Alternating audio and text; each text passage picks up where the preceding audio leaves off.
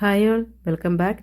ഇന്നത്തെ റെസിപ്പി ചെറുപഴം കൊണ്ട് വളരെ എളുപ്പത്തിൽ തയ്യാറാക്കിയെടുക്കാവുന്ന വളരെ രുചികരമായിട്ടുള്ള ഹൽവയാണ്.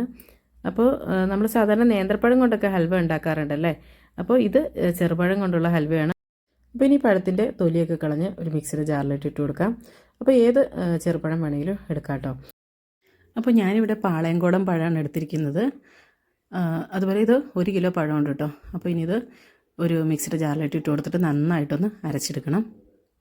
അപ്പോൾ നമ്മുടെ ചാനൽ ആദ്യമായിട്ട് കാണുന്നവരാണെങ്കിൽ വീഡിയോസൊക്കെ ഇഷ്ടമാണെങ്കിൽ വീഡിയോ ലൈക്ക് ചെയ്യാനും അതുപോലെ തന്നെ ചാനൽ സബ്സ്ക്രൈബ് ചെയ്യാനും മറക്കല്ലേ കേട്ടോ.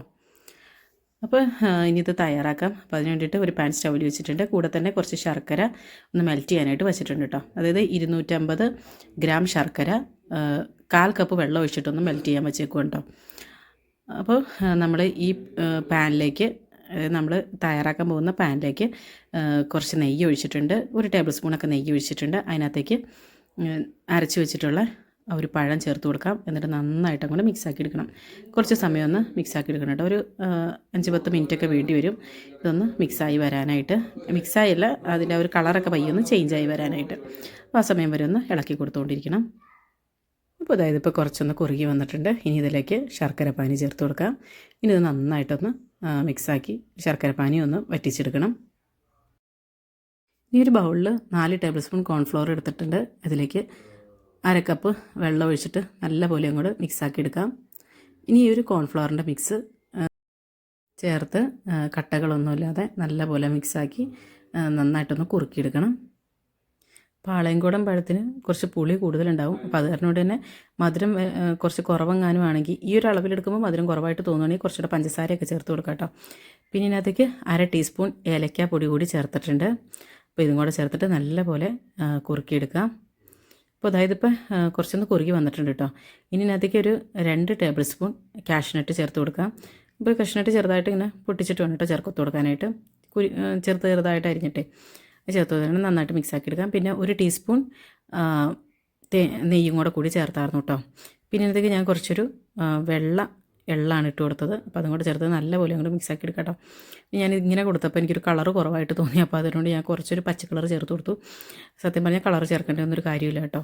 അപ്പോൾ ഞാൻ വിചാരിച്ചു ആ ഒരു കളറാകുമ്പോൾ കുറച്ചുകൂടെ ഒരു നന്നായിട്ട് ഇരുന്നോട്ടെ എന്ന് കരുതി ഒരു കളർ കൊടുത്ത കേട്ടോ. പക്ഷേ ഈ സത്യത്തിൽ ഈ കളർ ചേർത്ത് കൊടുത്തപ്പോൾ എനിക്ക് ഇഷ്ടമായിട്ടില്ല കേട്ടോ. പിന്നെ ഇനിയിപ്പോൾ ഒന്നും ചെയ്യാൻ പറ്റില്ലാത്ത കാരണമുണ്ട് ആ കളർ തന്നെ ഇരിക്കട്ടെ എന്ന് വിചാരിച്ചു കേട്ടോ. അപ്പോൾ നമ്മൾ വീട്ടിലൊന്നും ഉണ്ടാക്കുമ്പോൾ കളറൊന്നും ചേർക്കേണ്ട കാര്യമില്ല കേട്ടോ. പിന്നെ കളർ ചേർക്കുകയാണെങ്കിൽ തന്നെ ഫുഡ് കളർ നല്ലത് ചേർക്കുകയാണെങ്കിൽ വലിയ പ്രശ്നമൊന്നുമില്ല കേട്ടോ. പിന്നെ അതിലേക്ക് 1 ടീസ്പൂൺ നെയ്യും കൂടി ചേർത്തു കേട്ടോ. അപ്പോൾ മൊത്തം 2 ടേബിൾ സ്പൂൺ നെയ്യാണ് ഇതിനകത്ത് ചേർക്കണത്. അതായത് 1 ടേബിൾ സ്പൂൺ ആദ്യം ചേർത്തു. പിന്നെ ഓരോ ടീസ്പൂൺ വെച്ചിട്ട് ഇടയ്ക്കൂടെ 3 പ്രാവശ്യമായിട്ട് ചേർത്തു. 3 ടീസ്പൂൺ ചേർന്ന കേട്ടോ 1 ടേബിൾ സ്പൂൺ എന്ന് പറഞ്ഞത്. അപ്പോൾ അത്രയും ചേർത്ത് കൊടുത്തിട്ട് നല്ലപോലെ അങ്ങോട്ട് മിക്സാക്കി എടുക്കാം. ഇപ്പോൾ ഇത് പാൻ്റെ സൈഡിൽ നിന്നൊക്കെ ആ ഒരു വിട്ട് വരുന്ന ആ ഒരു പരുവത്തിലിട്ട് വന്നിട്ടുണ്ട്. അപ്പോൾ ഇങ്ങനെ ആയിക്കുമ്പോൾ നമുക്കിത് മാറ്റാം കേട്ടോ. പിന്നെ ഇത് ഈ അലുവയൊക്കെ ഉണ്ടാക്കുമ്പോൾ എപ്പോഴും ഒരു നോൺ സ്റ്റിക്കിൻ്റെ പാത്രത്തിലൊക്കെ ഉണ്ടാക്കുകയാണെങ്കിൽ അതായിരിക്കും കേട്ടോ നല്ലത്. പിന്നെ ഇത് സ്റ്റീലിൻ്റെ ആയതുകൊണ്ട് ഇതും വലിയ പ്രശ്നമില്ല കേട്ടോ. അങ്ങനെ ഒട്ടിപ്പിടിക്കത്തൊന്നുമില്ല. പക്ഷെ നമ്മൾ വീടുകളിലൊക്കെ ഉണ്ടാക്കുമ്പോൾ നോൺ സ്റ്റിക്കിൻ്റെ പാത്രം ഉണ്ടെങ്കിൽ അതായിരിക്കും ഏറ്റവും ബെസ്റ്റ് കേട്ടോ. ഉള്ള ഒരു പാത്രത്തിലിട്ട് ഇത് കൊട്ടിയിട്ട് നന്നായിട്ടൊന്ന് ലെവൽ ചെയ്തെടുക്കാം. അപ്പോൾ നമുക്ക് എത്രയാണോ തിക്നെസ് വേണ്ടത് അതനുസരിച്ചുള്ള ഒരു പ്ലേറ്റ് വേണം കേട്ടോ നമ്മൾ എടുക്കാനായിട്ട്. പിന്നീട് ലെവൽ ചെയ്യുമ്പോൾ ആ ഒരു സ്പൂണിലാണെങ്കിലും കുറച്ച് നെയ്യ് തടവിയിട്ട് ഇങ്ങനെ ലെവൽ ചെയ്ത് കൊടുക്കുകയാണെങ്കിൽ നല്ല പെർഫെക്റ്റ് ആയിട്ട് തന്നെ ലെവലായിട്ട് വരും. അപ്പോൾ ഇനി ഇതിൻ്റെ ചൂടൊക്കെ മാറി ഒരു 1-2 മണിക്കൂർ കഴിയുമ്പോൾ കട്ട് ചെയ്ത് കൊടുക്കുകയാണെങ്കിൽ നല്ല പെർഫെക്റ്റ് ആയിട്ട് തന്നെ കിട്ടും.